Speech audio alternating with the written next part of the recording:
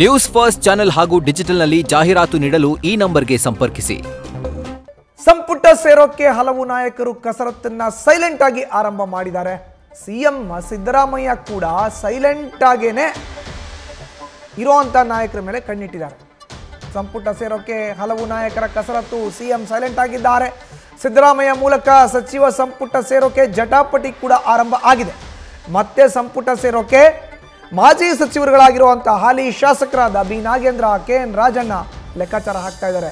ಸಂಪುಟ ಸೇರಲು ನಾಯಕರ ಜೊತೆ ಶಾಸಕರ ಮಾತುಕತೆ ಕೂಡ ಆಗ್ತಾ ಇದೆ. ಇತ್ತ ಸಂಪುಟ ಪುನರ್ರಚನೆಯ ವಿಚಾರದಲ್ಲಿ ರಾಜ್ಯದ ಮುಖ್ಯಮಂತ್ರಿ ಸಿದ್ದರಾಮಯ್ಯನವರು ಮೌನಕ್ಕೆ ಶರಣಾಗಿದ್ದಾರೆ. ಕಾರಣ ಏನು?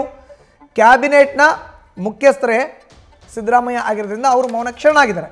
ಮಾಹಿತಿಯನ್ನು ನೀಡ್ತಾರೆ ನಮ್ಮ ಪ್ರತಿನಿಧಿ ಶಿವಪ್ರಸಾದ್. ಈಗ ನೇರ ಸಂಪರ್ಕಕ್ಕೆ ಜಾಯಿನ್ ಆಗಿದ್ದಾರೆ. ಶಿವಪ್ರಸಾದ್, ಸಚಿವ ಸಂಪುಟ ಇವತ್ತು ಪುನರ್ರಚನೆ ಆಗುತ್ತೆ, ನಾಳೆ ಪುನರ್ರಚನೆ ಆಗುತ್ತೆ ಅನ್ನೋ ಮಾತುಕತೆಗಳು ಕಾಂಗ್ರೆಸ್ ಪಾಳ್ಯದಲ್ಲಿ, ಸರ್ಕಾರದ ವಲಯದಲ್ಲಿ ಕೇಳಿ ಬರ್ತಾನೆ ಇದೆ. ಈಗ ಸಿಎಂ ಒಂದ್ ಕಡೆ ಮೌನ, ಸಂಪುಟಕ್ಕೆ ಸೇರಕ್ಕೆ ನಾಯಕರ ಕಸರತ್ತು ತೆರೆಮರೆನಲ್ಲಿ. ಏನ್ ನಡೀತಾ ಇದೆ ಸರ್ಕಾರದ ಮಟ್ಟದಲ್ಲಿ, ಕಾಂಗ್ರೆಸ್ ಪಕ್ಷದ ಮಟ್ಟದಲ್ಲಿ ಶಿವಪ್ರಸಾದ್? ಖಂಡಿತವಾಗಿ ಮಧುಸೂದನ್, ಈಗಾಗಲೇ ಸಚಿವ ಸಂಪುಟ ಪುನಾರಚನೆ ವಿಚಾರ ಕುರಿತಂತೆ ಹೈಕಮಾಂಡ್ ನಾಯಕರುಗಳು ಕೂಡ ಸಿಎಂ ಸಿದ್ದರಾಮಯ್ಯ ಅವರ ಜೊತೆ ಮಾತುಕತೆಯನ್ನು ಕೂಡ ನಡೆಸಿದ್ದಾರೆ. ಈಗಿರ್ತಕ್ಕಂಥ ಸಚಿವರ ಮೌಲ್ಯಮಾಪನವನ್ನು ಕೂಡ ಹೈಕಮಾಂಡ್ ನಾಯಕರು ನಡೆಸಿದ್ರು. ಅದರ ಹೊರತಾಗಿ ಕೂಡ ಸಂಪುಟ ಪುನಾರಚನೆಯ ವಿಚಾರದಲ್ಲಿ ವಿಸ್ತರಣೆ ಮಾಡ್ತಕ್ಕಂಥ ವಿಚಾರದಲ್ಲಿ ಸಿದ್ದರಾಮಯ್ಯ ಅವರು ನಿರಾಸಕ್ತಿಯನ್ನ ತೋರ್ತಾ ಇದ್ದಾರೆ ಅಂತಕ್ಕಂಥ ಮಾಹಿತಿ ಲಭ್ಯವಾಗ್ತಾ ಇದೆ.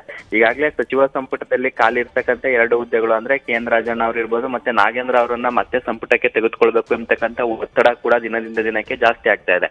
ಈಗಾಗಲೇ ರಾಜಣ್ಣ ಅವರ ಪರವಾಗಿ ಸ್ವಾಮೀಜಿಗಳು ಮತ್ತೆ ದೋಷ ಮುಕ್ತರಾಗಿರ್ತಕ್ಕಂಥ ನಾಗೇಂದ್ರ ಅವರ ವಿಚಾರದಲ್ಲೂ ಕೂಡ ಅನೇಕ ಮಾಹಿತಿಗಳು ಬರ್ತಾ ಇರೋದ್ರಿಂದ ಅವ್ರನ್ನ ಸಂಪುಟಕ್ಕೆ ತೆಗೆದುಕೊಳ್ತಕ್ಕಂಥ ಲೆಕ್ಕಾಚಾರದಲ್ಲಿ ಒಂದ್ ಕಡೆ ಕಸರತ್ ನಡೀತಾ ಇದ್ರೆ, ಇನ್ನೊಂದ್ ಕಡೆ ಈಗಾಗಲೇ ಹೆಚ್ಚುವರಿ ಡಿಸಿಎಂಗಳ ವಿಚಾರ, ಸಮುದಾಯವಾರು 5 ಡಿಸಿಎಂಗಳನ್ನ ನೇಮಕ ಮಾಡಬೇಕು ಅಂತಕ್ಕಂಥ ಆಗ್ರಹ ಕೂಡ ಪಕ್ಷದ ವಲಯದಲ್ಲಿ ಕೇಳಿ ಬಂದಿತ್ತು.